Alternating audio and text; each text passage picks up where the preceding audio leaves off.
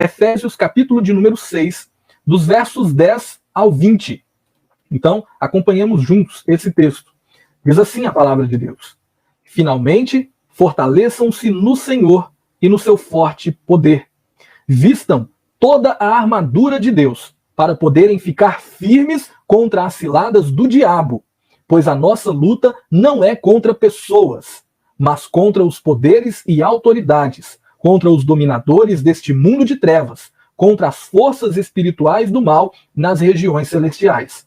Por isso, vistam toda a armadura de Deus, para que possam resistir no dia mau e permanecer inabaláveis, depois de terem feito tudo.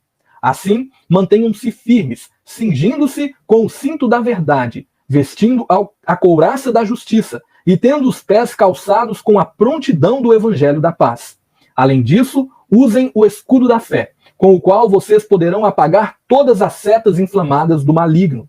Usem o capacete da salvação e a espada do Espírito, que é a palavra de Deus. Orem no Espírito em todas as ocasiões, com toda oração e súplica. Tendo isso em mente, estejam atentos e perseverem na oração por todos os santos.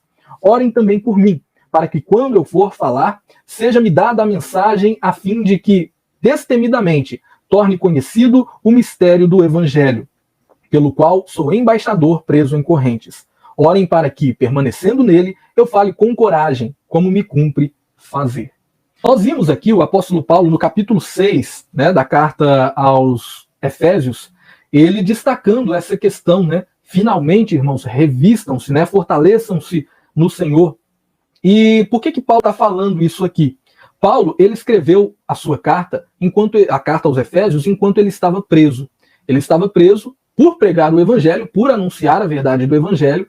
E quando Paulo escreve essa carta, mesmo estando preso, ele não se considera preso pelos homens. Ele se considera prisioneiro de Cristo Jesus. Inclusive, quando Paulo, ele em outras cartas, quando ele está em prisão, ele chega a declarar, como eu creio que é o que ele fala lá na carta aos Romanos, deixa eu abrir aqui para compartilhar com você, ele chama-se de prisioneiro de Cristo Jesus, não na carta aos Romanos, em outras cartas, ele estava preso, e ele se considera não preso por homens, mas prisioneiro de Cristo Jesus. E aqui nessa carta de Efésios, ele está se colocando como um embaixador em cadeias. Como pode isso? Ele é embaixador desse evangelho de Deus e ele está em cadeias, estava preso. Então, ele não se considerava preso meramente por homens. Ele se considerava um prisioneiro, entre aspas, de Cristo Jesus, a serviço de Cristo Jesus. E por que isso é importante? Porque mesmo estando preso, Paulo estava fazendo a obra de Deus. Ele sabia que ele estava numa guerra não contra o soldado que estava vigiando ele, não contra aquela pessoa que o mandou prender, não contra as pessoas que o açoitaram, não. Ele estava numa guerra, na verdade ele estava em uma batalha cuja guerra já havia sido vencida, cujo o grande vilão dessa guerra já havia sido derrotado e o grande herói já era vitorioso. Nós fazemos parte dessa mesma batalha. Nós vamos entender isso aqui no decorrer desses dias. Essa carta aos Efésios, composta por 6 capítulos, sendo os 3 primeiros bem doutrinários e os 3 últimos bem práticos. Nessa carta, Paulo ele vai falar aqui no final sobre a necessidade dos irmãos estarem firmes, estarem confiantes e preparados para uma guerra, para uma batalha que irá acontecer. E Paulo não fala isso sem motivo. Quando Paulo fala sobre toda essa armadura espiritual, essa armadura de Deus, ele está falando isso aqui porque provavelmente ele contemplava diante de si uma armadura como essa. Ele contemplava provavelmente um soldado romano que tomava conta dele, soldado dentre aquela guarda pretoriana, os soldados talvez que ao mesmo tempo que cuidavam de Paulo, depois iam lá e tinham algum contato com o imperador, com alguém ali importante dentro do Império Romano. E Paulo, provavelmente todos os dias ele via, as peças de uma armadura de um soldado. E ele sabe que os cristãos, nesse tempo, eram perseguidos, inclusive pelo próprio império naquele tempo. Eles também provavelmente viam. Quando Paulo ele escreve a sua carta aos Romanos, ele diz no capítulo 13 que os irmãos, na verdade, ele vem falando desde o capítulo 12 lá daquela carta, sobre amar os inimigos. Nós devíamos amar, inclusive, os inimigos. E quando ele fala isso, ele abre um parênteses, meio que um parênteses no capítulo 13 lá da carta aos Romanos, para falar sobre as autoridades né, honrar as autoridades. Por que ele fala sobre aquilo? Porque provavelmente, quando ele vem citando, né, que o oficial ele não porta a espada sem motivo, que o povo não deveria temer, porque o povo seria, né, enaltecido ali por ele.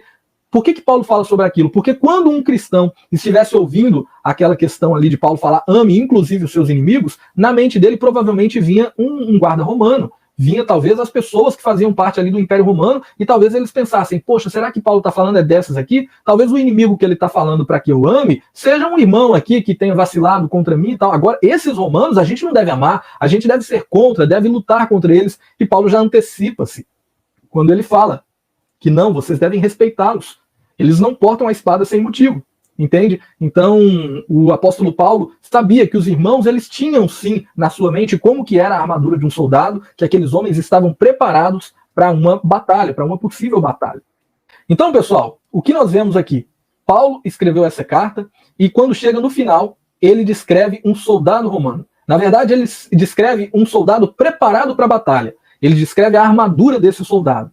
E ele fala que existe uma batalha. E ele fala que essa guerra, que essa batalha, que essa luta, né, essa vai ser a expressão que ele vai usar, luta, ela não é contra seres humanos. Né? Vamos voltar aqui para o texto, olha só que interessante. Quando ele fala isso aqui, olha, deixa eu voltar aqui no slide para eu poder fazer alguma marcação. Tá vendo? Ó? Finalmente, fortaleçam-se, deixa eu colocar aqui na canetinha, que eu gosto de fazer essas marcações. Fortaleçam-se no Senhor e no seu forte poder. Vistam toda a armadura de Deus para poderem ficar firmes. E aí ele chega aqui, olha, pois a nossa luta... Eu quero destacar essa palavrinha aqui junto com você. A nossa luta não é contra pessoas. Provavelmente na sua tradução vai estar dizendo aí, a nossa luta não é contra carne nem sangue. Essa é a forma mais comum. A gente entende, lembra desse texto mais por essa frase, né? Por essa expressão. Nossa luta não é contra carne nem sangue. Mas o que Paulo quer dizer com carne nem sangue? Ele quer falar sobre pessoas. Nossa luta não é contra pessoas. Nossa luta, ela é contra poderes e autoridades espirituais, né? São forças espirituais que nós devemos lutar contra elas. E eu gostaria que nesse momento nós entendêssemos aqui qual é o nosso principal adversário nessa batalha. Ele já deixou claro aqui. Você pode colocar aí nos comentários, nós já vemos destacado o nome desse adversário. Na verdade, o nome dele está mais para um título, né? Nós vamos ver logo aqui no verso de número 11. Olha só, no verso 10 ele diz, fortaleçam no Senhor e no seu forte poder, vistam toda a armadura de Deus, para poderem ficar firmes contra as ciladas do diabo. Olha só, Paulo está falando sobre o inimigo, que arma ciladas para tentar nos destruir, para tentar fazer com que caiamos nessas ciladas. Esse é o nosso inimigo, o diabo. E é claro que ele não está sozinho. O diabo e também, olha só, poderes e autoridades, dominadores deste mundo de trevas e forças espirituais ou hostes espirituais da maldade ou do mal nas regiões celestiais. Então, de certa forma, ele já descreve aqui para a gente onde esses poderes, essas autoridades, né, esses principados e potestades, talvez você esteja com a versão Almeida, a versão que você está provavelmente traz aí, mas nossa luta não é contra carne nem sangue, mas contra, né, principados, que são poderes, né, principados e potestades, que são autoridades, contra os dominadores deste mundo de trevas e contra as hostes espirituais ou forças espirituais do mal nas regiões celestiais. Então, onde esses poderes, essas autoridades, esses dominadores deste mundo de trevas, as forças espirituais, o diabo, onde eles atuam? Eles atuam nas regiões celestiais. Eles trabalham no mundo espiritual. É isso que Paulo está dizendo aqui para os irmãos.